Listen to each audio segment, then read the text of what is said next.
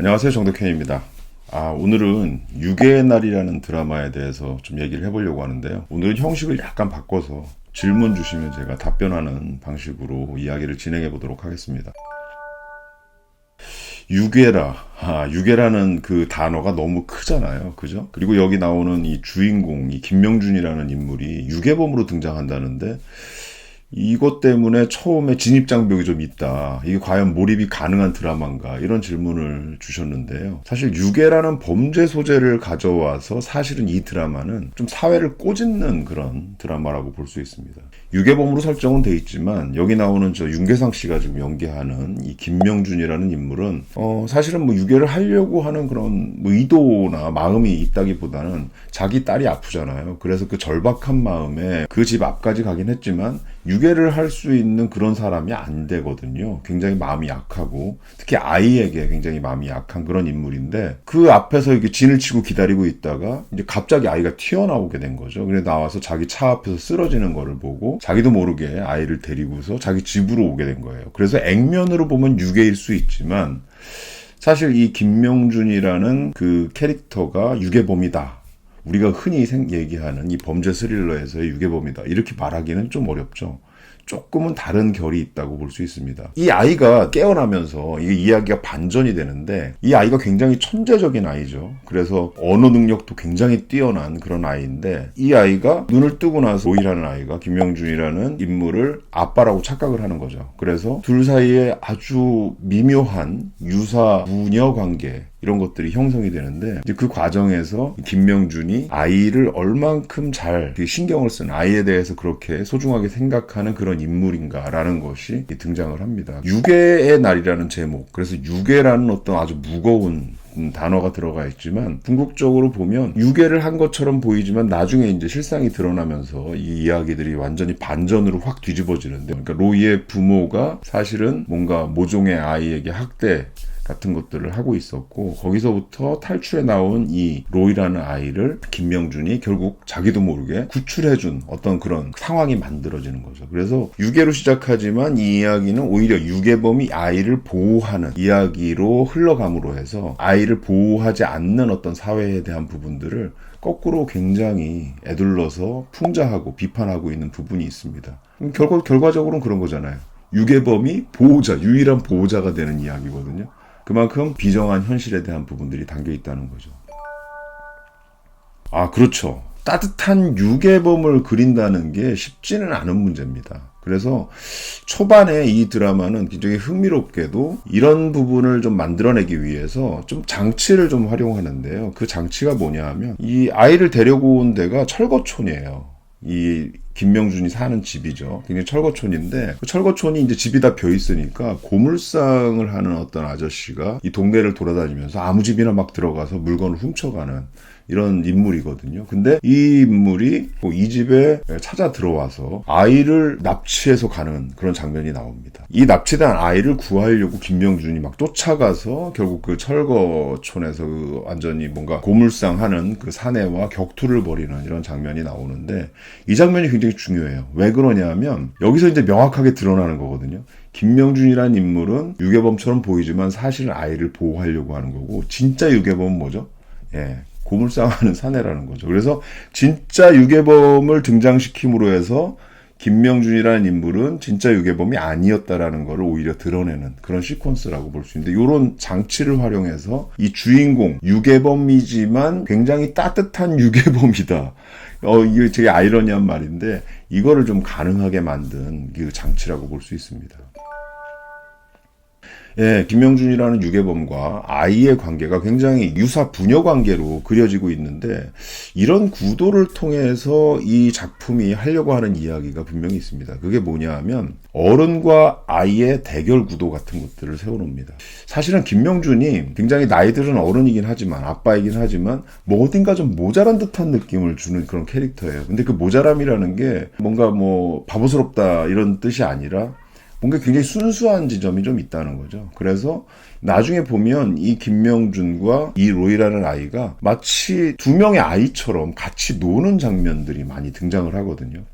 아이같이 서로 티격태격 한다는 거죠. 어떤 면에서는 관계가 역전된 면들이 좀 보입니다. 왜냐하면 어른인 김명준보다 이 로희는 천재이기 때문에 로희가 훨씬 더 두뇌 회전이 빠르고 상황 파악이 빠르다는 거죠. 그래서 그 관계가 역전된 것처럼 보이지만 그래도 로희는 아이라는 거죠. 그래서 이 아이 같은 김명준이라는 어른, 로희라는 친구가 그 유사 부녀 관계로 처음엔 보이지만 차츰차츰 뭔가 아이들 같은, 둘이 친구 같은 그런 느낌으로다가 이제 끌고 나가게 되는 거죠. 이렇게 되면 뭐가 되냐면 이 둘 관계, 둘이 같이 하는 이 공존의 관계가 사실은 저 바깥 세상과의 대결 구도를 자연스럽게 만드는 거죠. 그래서 이들을 위협하는 외부 세력들과 이 아이들의 세계, 외부 세력은 다 어른들의 세계죠.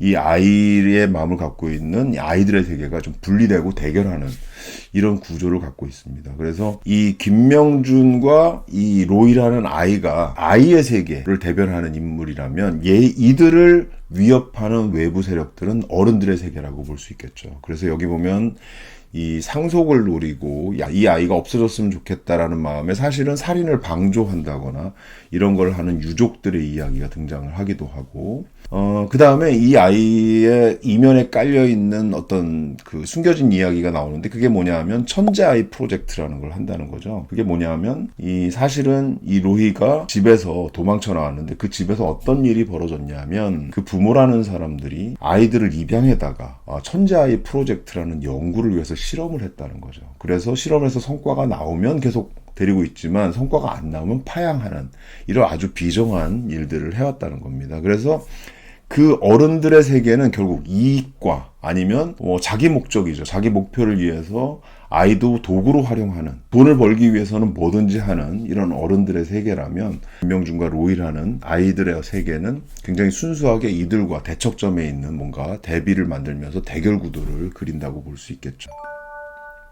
여기 나오는 이 천재아이 프로젝트라는 게 함의하는 것이 좀 있죠. 그게 뭐냐 하면 이 집안에서 로이를 두고 벌어졌던, 로이 이전에 많은 입양된 아이들을 두고 벌어졌던 그 비정한 실험들, 이 실험들이 결국 천재아이 프로젝트라는 건데 조금 남들보다 뛰어난 어떤 엘리트를 지향하는 이 사회의 어떤 욕망들을 거기에 담고 있다고 볼 수 있습니다. 그래서 엘리트주의에 대한 욕망들이 굉장히 크잖아요. 그래서 사실 어른들도 아이가 굉장히 좋은 성적을 내고 똑똑한 아이가 태어나서 뭔가 천재다 이러면 부모들이 굉장히 좋아하는데 그 좋아하는 이유는 뭐겠어요? 엘리트, 좀 더 남들보다 성공하는 뭔가 엘리트가 될 것이다라는 희망, 이런 것들에 대한 욕망이 거기 들어가 있다고 볼 수 있겠죠. 그래서 이 천재아이 프로젝트는 사실 어른들의 욕망입니다. 그래서 어른들의 욕망이라는 건 부를 얻는다거나 더 많은 돈을 얻는다거나 아니면 내 아이만 잘 되기를 바라는 마음이라든지 이런 것들이 같이 들어가 있다고 볼 수 있겠죠. 그래서 한국 사회가 갖고 있는 엘리트주의에 대한 부분들, 이런 것들을 굉장히 신랄하게 이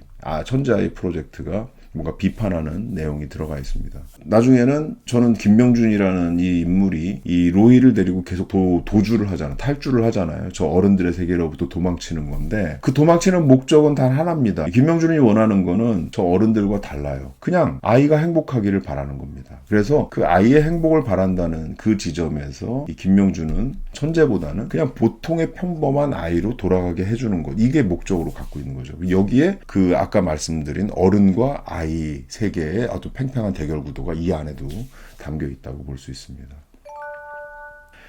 연기를 빼놓고 얘기하기가 좀 어렵죠. 왜냐하면 윤계상 씨가 여기서 굉장한 연기 변신을 하거든요. 윤계상 씨가 사실 우리한테 굉장히 강렬한 인상을 줬던 건 범죄도시에서의 인물이죠. 장첸이라는 캐릭터가 지금도 굉장히 강렬하게 남아있는데 그런 인물이 여기서는 거의 바보스러울 정도로 순수한 아이 같은 모습의 캐릭터를 연기를 하거든요. 근데 그 연기가 쉬운 연기라고 보이지가 않아요. 뭐냐면 자연스럽게 아이처럼 막 웃는, 그런 해맑게 웃는 장면들, 이런 것들이 나오는데 그런 장면들이 여기 나오는 로이 역할을 하는 유나라는 배우, 아역이죠. 이 아역과 이렇게 마주했을 때 굉장히 역전되는 모습을 딱 보여주거든요. 뭐냐면 유나는 굉장히 어른들의 세계를 다 이해하고 있는 천재아이의 모습을 보여주고 있어요. 그래서 이 윤계상이 하고 있는 이 김명준이란 캐릭터와 딱 마주 섰을 때 어른과 아이가 아니라 이게 거꾸로 뒤집어진 아이과 어른 같은 이런 느낌들을 만들어내거든요. 그래서 두 사람의 연기가 다 쉽지는 않다고 보입니다. 그래서 윤계상은 아이 같은 연기를 해야 되고 유나는 굉장히 어른 같은 역할을 해야 되는. 그래서 이 연기가 굉장히 인상적이고요. 여기 지금 박성훈 씨가 그 형사 역할로 들어와 있는데 저는 박성훈 씨가 이 남남이라는 드라마에서도 형사 역할을 해서 굉장히 인상적인 느낌을 받았는데 이 작품에서도 굉장히 인상적이에요. 이 겉으로 드러난 어떤 사안들로 내 머릿속에서 그냥 마음대로 내 뇌피셜로 만들어낸 이건 범인일 것이다 이런 생각이 아니라 진짜 팩트를 추적하는, 그래서 결국은 이 유괴의 날이라는 드라마 안에 밑에 깔려있는 많은 범죄의 진실들을 파헤치는 그런 인물 역할을 하고 있는데 굉장히 인상적이고요. 김신록 씨도 빼놓을 수 없죠. 김신록 씨가 굉장히 대세 배우가 됐잖아요. 그래서 지옥이라는 드라마에서 이미 강렬한 인상을 줬고 제법집 막내 아들에서도 굉장히 주목을 받는 연기를 했는데 이 작품에서도 과거에 굉장히 아픈 상처를 가진 인물로서 또 본인이 현재까지도 그 아픔을 계속 갖고 있는 인물, 비밀을 좀 간직하고 있는 인물이죠. 그래서 그런 역할을 잘 풀어내고 있다고 보입니다. 그래서 전반적으로 연기도 굉장히 좋은 작품이라고 볼 수 있습니다. 지금 굉장히 많이 장르물들이 나오고 있잖아요. 범죄 스릴러서부터 멜로부터 굉장히 많은 장르들이 최근에 많이 시도가 되고 최근에 판타지도 시도되고 있는데 저는 이런 장르물이 갖고 있는 클리셰와 흐름들이 어느 정도 이제 좀 익숙해진 상황이라고 생각해요. 이제 대중들도. 그래서 그런 장르물의 틀을 좀 깨는 뭔가 반전의 서사들을 담고 있는 장르물들, 이런 것들에 주목하게 되는데 유괴의 날이 딱 그런 작품이라고 볼 수 있습니다. 이 작품은 이거 뭐 범죄물 아니야 라고 생각을 하지만 살벌한 이야기들이 전개될 것이다 라고 생각하지만 물론 그런 것도 있어요. 근데 보면 볼수록 굉장히 휴먼 드라마적인 요소들이 많이 들어있고 중간에 둘이 이 김명준과 이 로이라는 아이가 서로 공조하면서 풀어나가는 이야기는 굉장히 통쾌한 액션과 사이다 같은 이런 전개들도 좀 들어가 있거든요. 그래서 아마 재밌게 보시면서도 사회의 굉장히 비판적인 요소들, 문제의식도 뚜렷한 이런 좋은 작품이라고 생각합니다. 그래서 많은 분들이 보시기를 바라면서 오늘 이야기 마치도록 하겠습니다. 감사합니다.